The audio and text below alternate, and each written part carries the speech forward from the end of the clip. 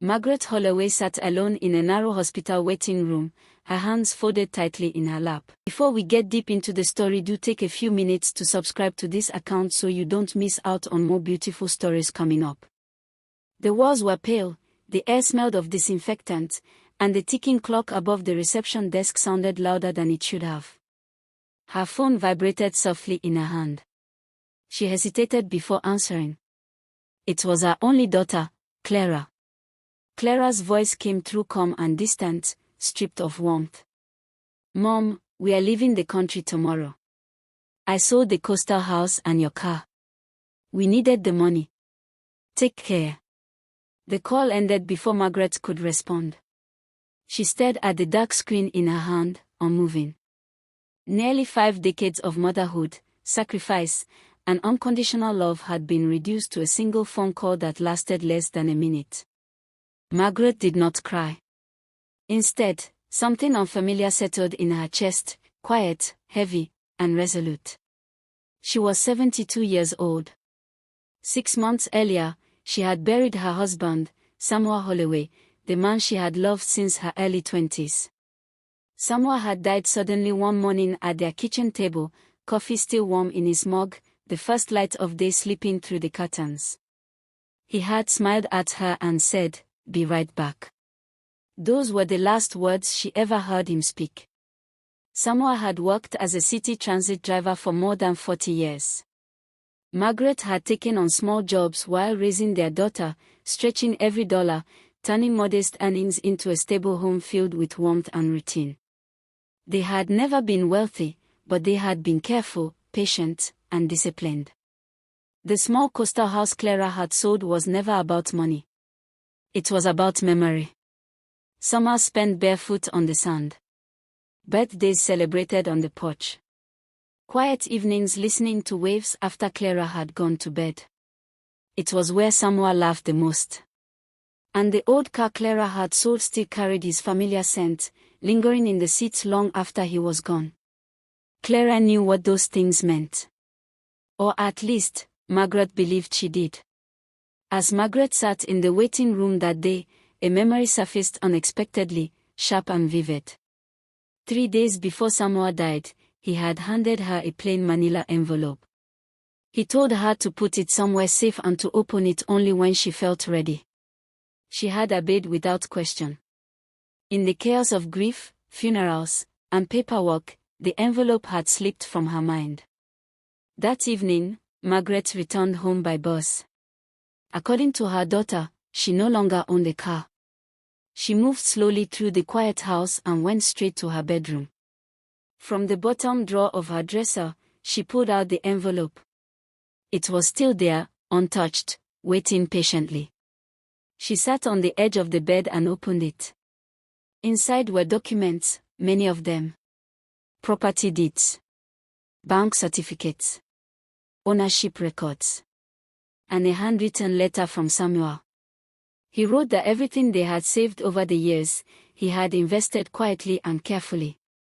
The coastal house was only a small part of it. There were other properties, investment accounts, and business holdings.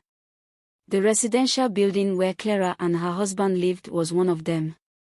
Everything had been placed under a private holding company, and Margaret was the sole owner. Samuel explained that he had done this to protect her. He wanted her life to remain peaceful and uncomplicated, and he wanted their daughter to love them for who they were, not what they owned. Margaret's hands trembled as she set the letter down. The apartment building Clara lived in belonged to her. The life Clara thought she had taken was still intact. The next morning, Clara called again. Her voice was softer now, almost gentle.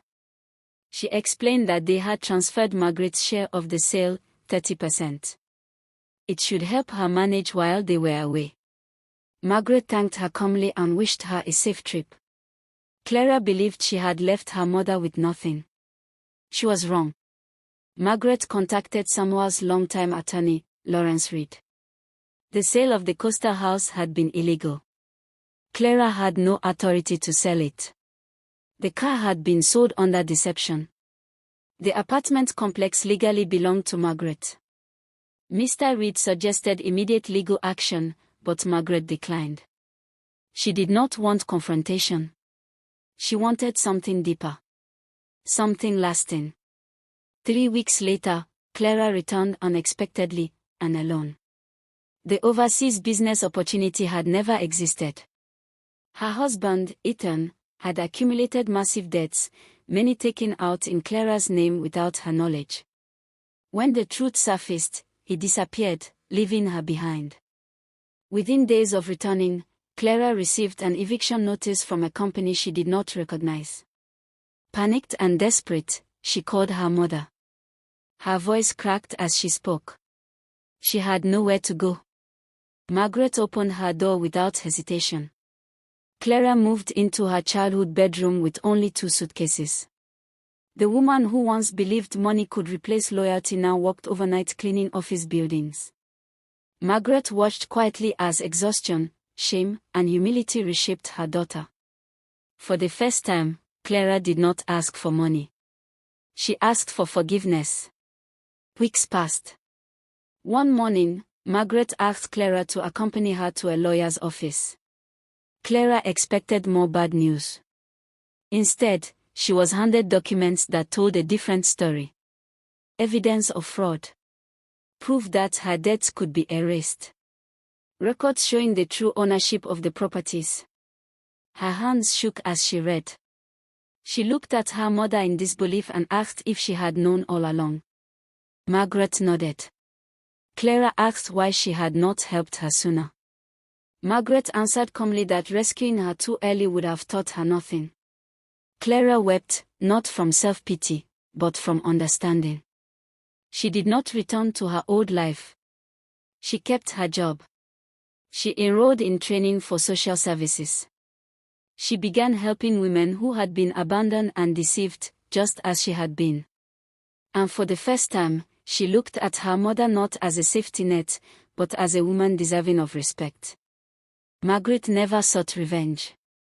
She chose patience. She chose education. Because sometimes love does not rush in to save. Sometimes love waits, watches, and teaches. And sometimes, the greatest inheritance is not money at all, but wisdom earned the hard way. Please like, comment, share and subscribe to this account.